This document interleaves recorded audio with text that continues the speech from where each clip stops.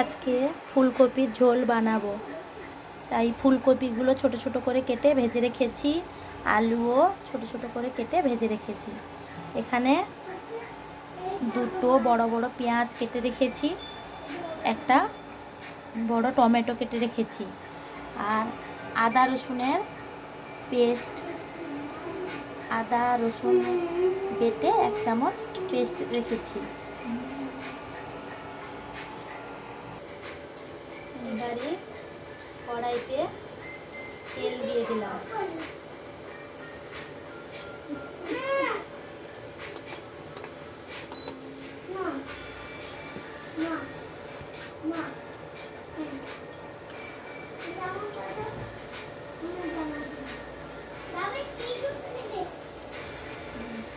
তেলটা গরম হয়ে গেছে, অল্প করে জিরে দিয়ে দিলাম, একটু চিনি দিয়ে দিলাম অল্প করে,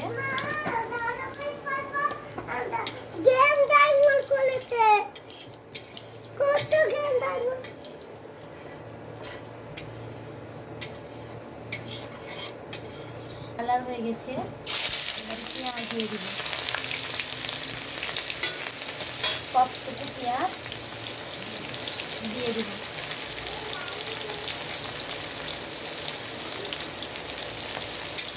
এবার নাড়াচাড়া করবো,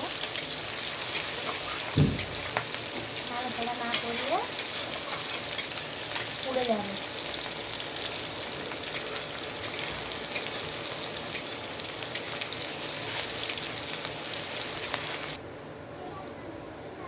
পেঁয়াজটা ভাজা হয়ে গেছে, এবারে আদা রসুনের পেস্ট বানিয়ে রেখেছিলাম ওটাকে দিয়ে দিব, দিয়ে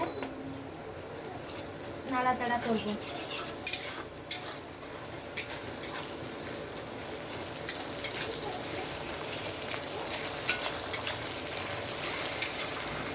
এর মধ্যে টমেটো দিয়ে দেব,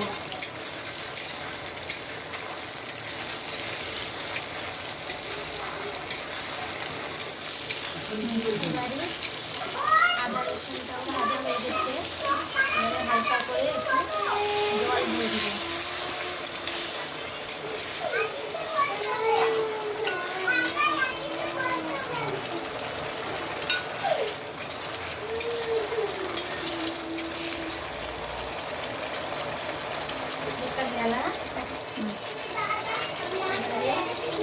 লঙ্কা গুঁড়ো দেবো, তোমাদের পরিমাণ মতন তোমরা দেবে, তোমরা যে লঙ্কা খাও ওরকম। আমি 1 চামচ দিয়েছি, তোমরা দেখতে দিতে পারো, চাইলে কমও দিতে পারো।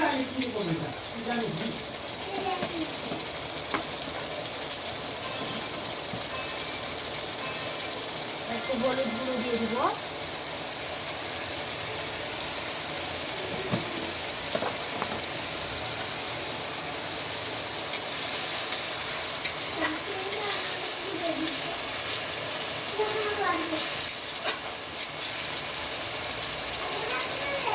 গুঁড়ো দিয়ে দিব,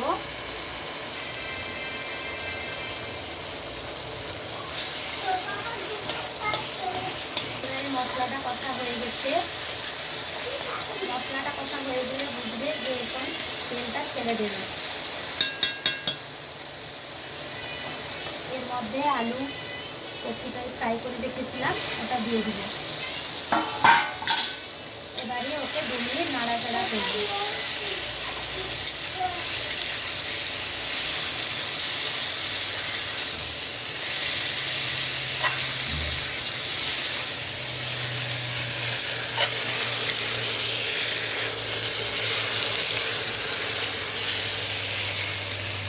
এবারে কষানো নষ্ট হয়ে গেছে, এবারে জল দিয়ে দিব।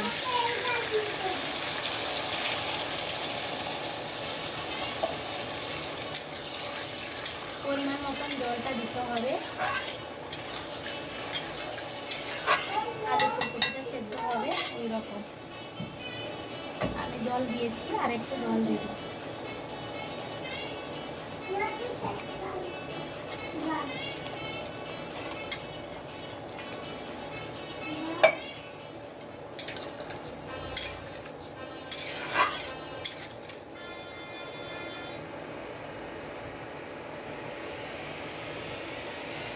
জল দিয়ে দিয়েছি,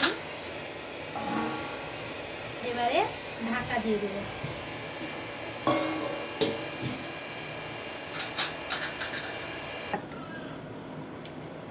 ঢাকা খুলে দেখে নেব রান্নাটা হয়ে গেছে কিনা।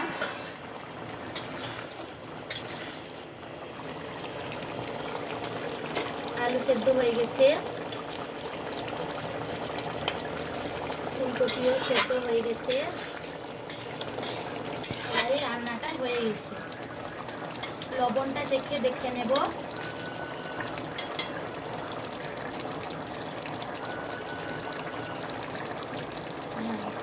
লবণটা ঠিক আছে,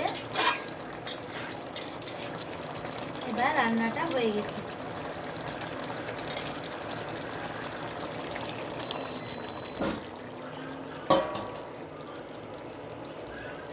এবারে একটা পাত্রে ওকে রেখে দেব।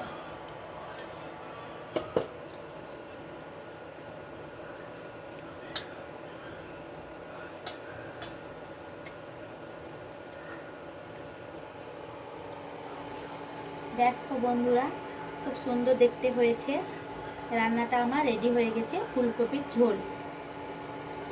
তোমরা প্লিজ আমার চ্যানেলটা সাবস্ক্রাইব করো, আরও নতুন নতুন রান্না পেতে আমার পাশে থেকো, লাইক করে দিও, সাবস্ক্রাইব করে দিও।